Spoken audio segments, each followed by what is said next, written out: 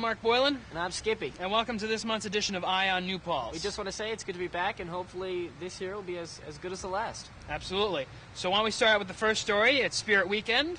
And it's done by Mike Polero. And here we go. I heard it's a really mint story. Yes, mint.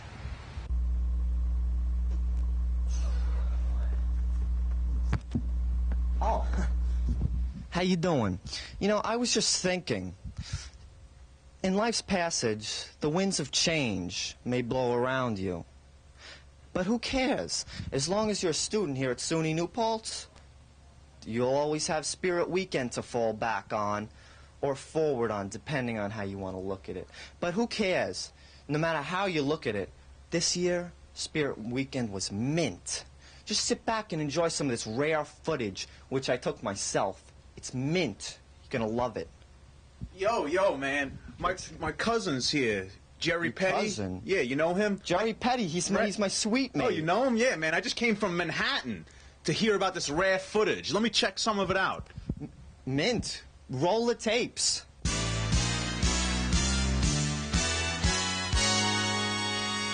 Hello, sports fans, and welcome to WNPC's exclusive yet inadequate coverage of the 1991 Spirit Weekend Extravaganza, brought to you in part by Jerry, the king of comedy, and, well, a bunch of other people.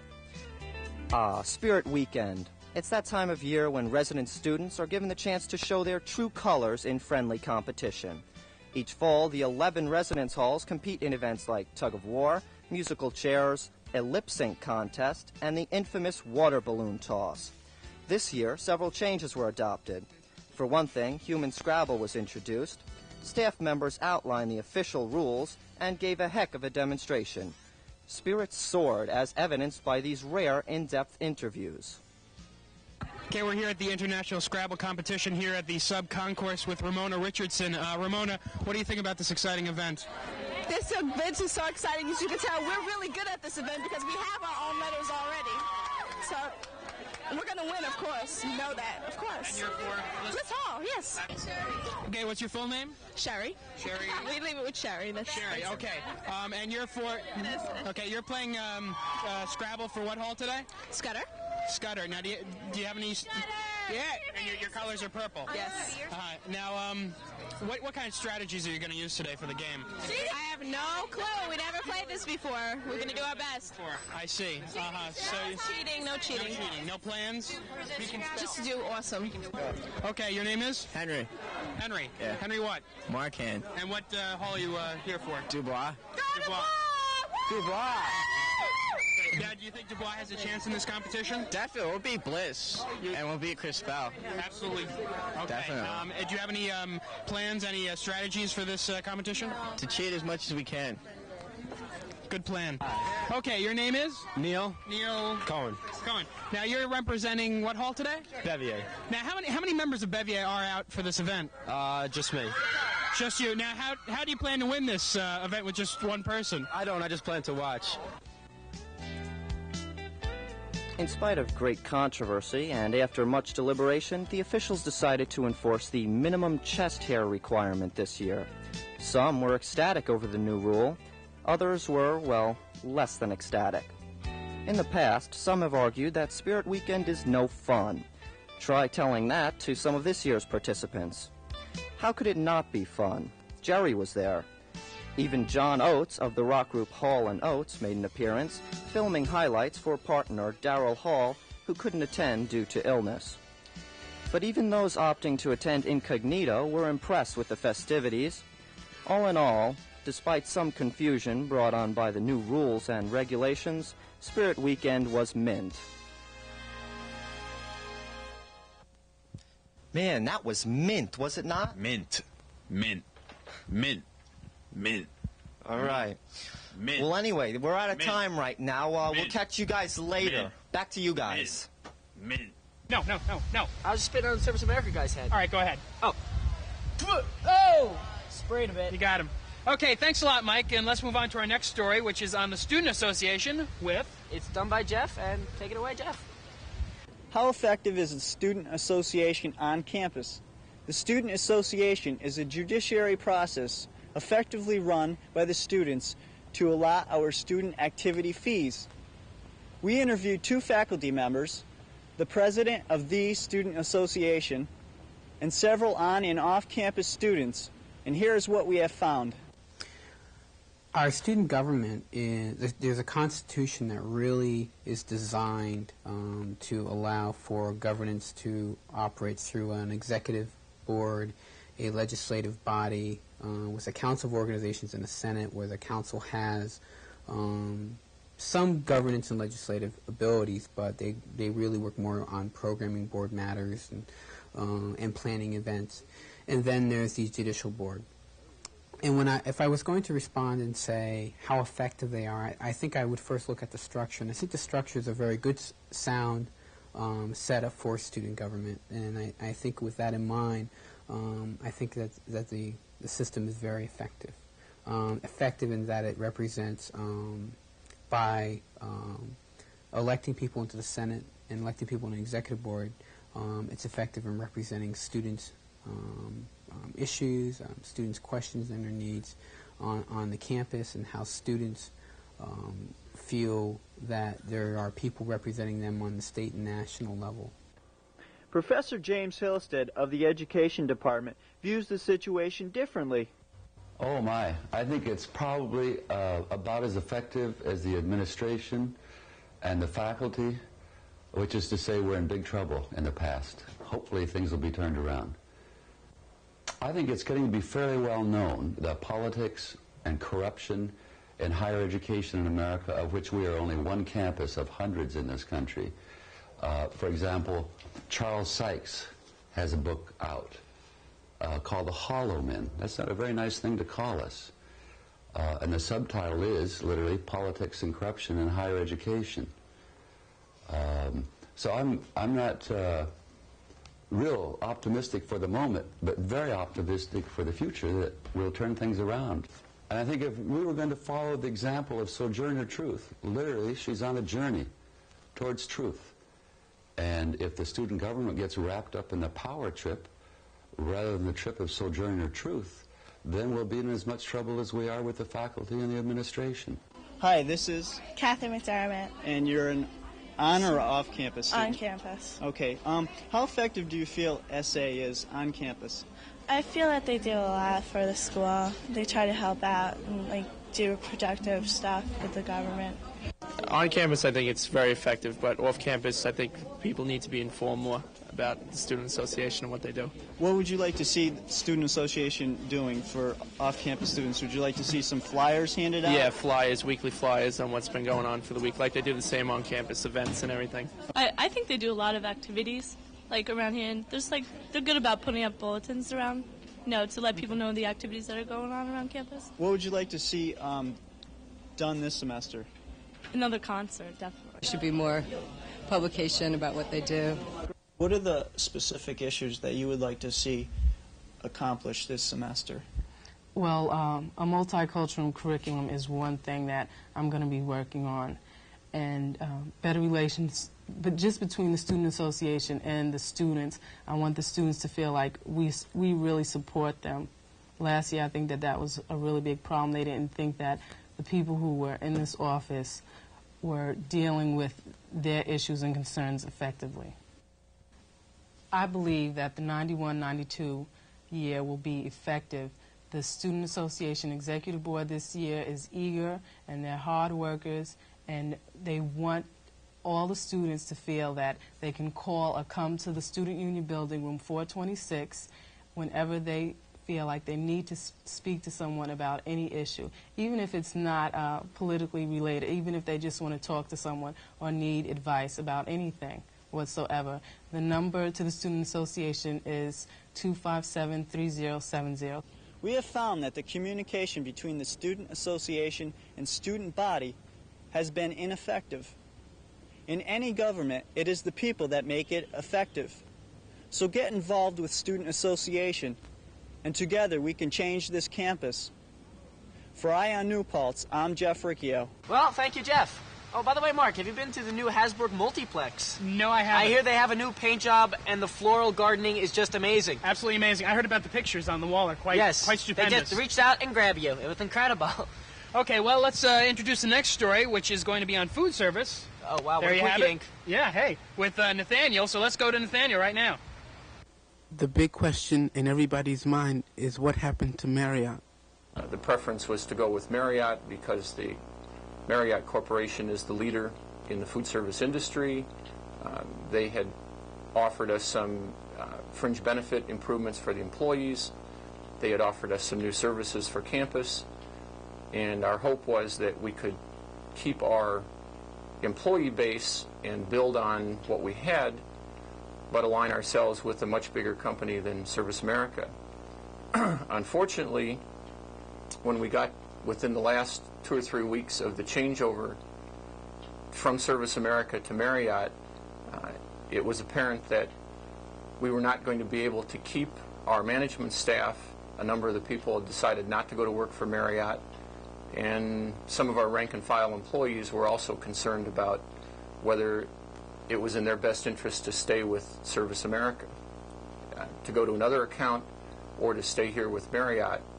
And basically we got within 1 week of the changeover, and our agreement, it really fell apart.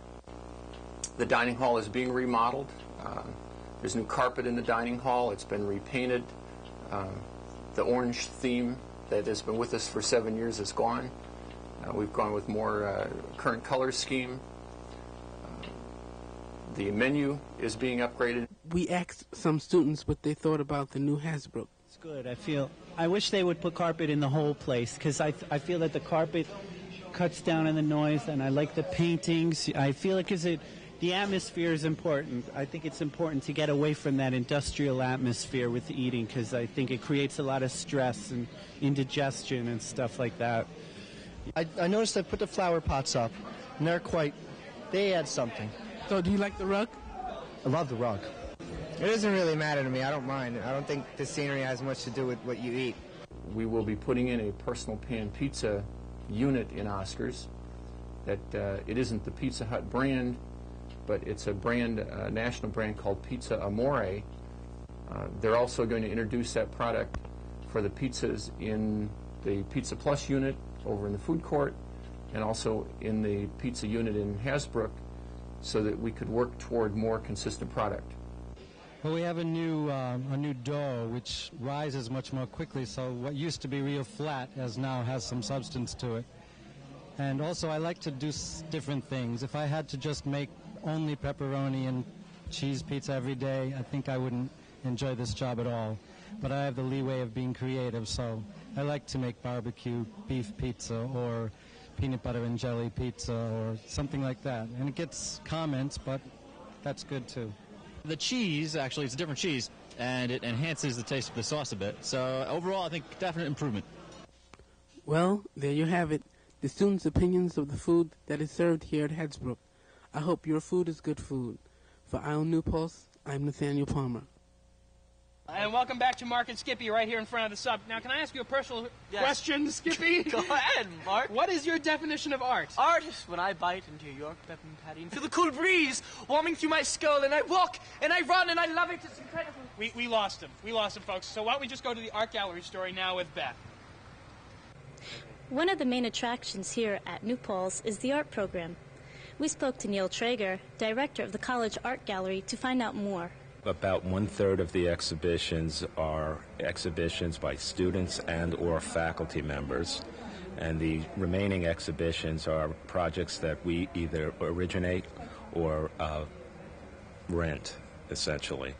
There are things called traveling exhibition programs, and these programs make available different kinds of exhibitions to galleries. We balance our exhibitions between in-house projects, which are, again, student and faculty work, art historical exhibitions, which are curated often by art history faculty members, and sometimes the exhibitions are culled from our permanent collection. And the balance of the exhibitions focus on contemporary artists with international and national reputations. We have a very busy exhibition schedule, and we change exhibitions approximately every 3 weeks. We are currently exhibiting an exhibition of work works on paper by Native American artists. It's contemporary work, which means it's work that's been done during the 20th century. The exhibition has a theme which explores the relationship of the artist to the land. The best recommendation I can make at this point is for you all to visit the student exhibitions, which come at the end of each semester. And there you will see some very talented, aspiring young artists. The exhibits are free and open to the public. The art gallery's hours are Monday through Thursday, 10 to 4, Tuesday night, 7 to 9, and Sunday from 1 to 4. This is Beth Adams for Ion New Pulse. Okay, thanks, Beth. Now, you understand what art is now? Yes, I do. Okay, you're set with that. I'm set. I know what art is. Okay, now we're going to go on to a little different section, the communications department, the alumni. Josh and Cathlyn did a story on that, so why don't we go to Cathlyn and Josh? On Thursday, September 26th, in the Lecture Center screening room, two New Paltz alumni, Mike Matassa and Matt Alberti, came back to New Paltz with some helpful advice for communication majors. They gave students an idea of what the job market looks like and how to survive in the real world. In Poughkeepsie, what I do is I'm a field reporter. I'm pretty much the only field reporter for WKIP right now. And what I do is I cover meetings, county legislature, town board meetings, council meetings. My biggest thing I think I did was General Schwarzkopf's press conference at West Point. That was a lot of fun. Mike is doing well at Magic Lantern Productions. Within a year's time, I became an online editor, and I'm also the operations manager of this post-production facility down in Atlanta. But of course their education came first. Liberal arts and stuff is real important, but in a political way. I mean, a lot of times I'll be sitting with my clients, and because I know what's going on and I've studied so many things, I mean, there's a lot of programs that come up that I get to work on and stuff that not only apply to what's going on today, but in the past, like you say, in history and stuff like that, and you know, politics and all that stuff. It's great to know that stuff. People are not going to say, well, he went to Georgia, as far as I've seen, he went to Georgia State or he went to Auburn, and this guy went to New Paltz. Well, he's out the picture. It's not like that in this business. They also offered some helpful advice. If you really do well in the smaller markets, you'll make it in the big markets. And Mike, you're right, because when you're in a small market, you can get your hand in a little bit of everything. Like when I was here, I was doing radio, I was doing production. I did maybe 3 stitches of news in 4 years. I did nothing in news. When I walked into KIP, I had to be the greenest person in the world. I didn't have a clue. And when they sent me off to the county legislature, and they're like, resolution, whereas this and that, as of this per that, I'm like, what? And I'm like turning around, I'm like, yo, Dave, Poughkeepsie Journal guy, Dave LaRue. I'm like, what did he say? You know, you could be the best editor or the best artist or whatever you want to be, but if you don't have a personality and you can't get along with people, it's going to be tough. You got to have that personal touch. It's politics. It's like half skill and half politics. You'll find that if you're humble and you go in there and you say, could you explain this to me? 99% of the time, people will sit there and explain to you what is going on, and it's the best way to learn. People are more than willing to give you the knowledge. And finally, Mike offered some creative ideas on how to get a job. What you should do is when you go and look for a job, I'm not saying lie, I'm saying call up and say that you're a freelance producer. This won't be a lie, because you are a freelance producer, and you'd like to see their facility. So you walk in, and then you meet with these big people, because they want business, right? You come in, you get a tour of their facility. And you get to meet them, and they may like you, and they say, well, so you freelance, and what are you doing? Yeah, well, I'm freelance now, but I'm kind of looking to get into like a steady position. I've been doing some stuff. I mean, that's not a lie, and you can get in the door and talk to these people. And the other thing was, I heard a great story about someone who was looking for a job, and they instead of sending a resume, they sent coupons to my boss. And it said, 1 free day of my services. And he got a job. I heard you did a story on Midnight Theater. Why don't you explain a little bit about that? Okay, Trista Levy and I did a story on Midnight Theater over there in Parker Theater, which happened a couple weeks ago, and we'd like the campus to learn more about it. So let's go to Trista right now.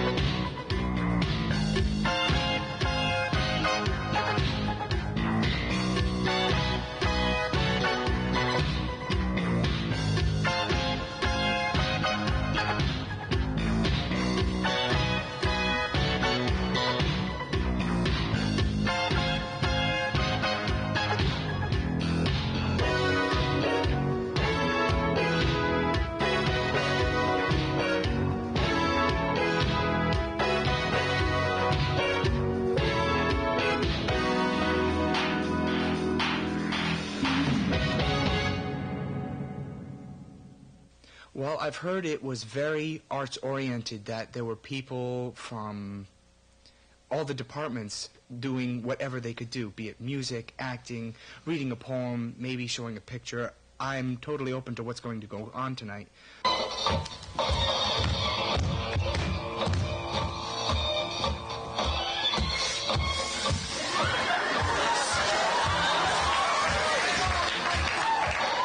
I will be performing in a band called 8 Guys A-Strummin', and we will be performing a piece by Pink Floyd, and we're the first band on tonight, so watch.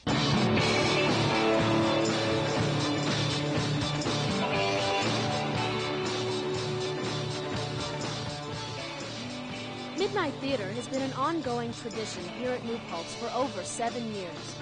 It started in the 70s when Frank Pratt and his directing class couldn't find the time to present the projects they had done. Frank, seeing no other solution, finally decided that they would perform their work at midnight so everyone could be there. It went on as a closed presentation for many years to follow until Frank stopped teaching the class. Then about 7 years ago, the faculty reinstated it as a way for students to present plays they had written, and it grew from there to what it is now. A genre of talent from all majors with songs, dances, scenes, stories, and performance art. It has become a cult gathering similar to the Rocky Horror Picture Show, but much more affordable. Midnight Theater takes place in Parker Theater, where groups go to see new talent, favorite acts, or cheer on their friends. We spoke to Samantha Lally, who is the president of New Paltz Players, that often sponsors the event. It was originated in the theater department, so I guess eventually, I don't know, all the students decided that they wanted to perform, and so NPP basically tries to find as many possible ways for students to perform. Freshman year, I asked my friend Anya Vitsa if she would do a character with me that we've now named Lillian Lothtrollope, and we do her every single time we have Midnight Theater. And she's Anya is my hands, and I'm Lillian, and we do various talk shows that Lillian is a part of.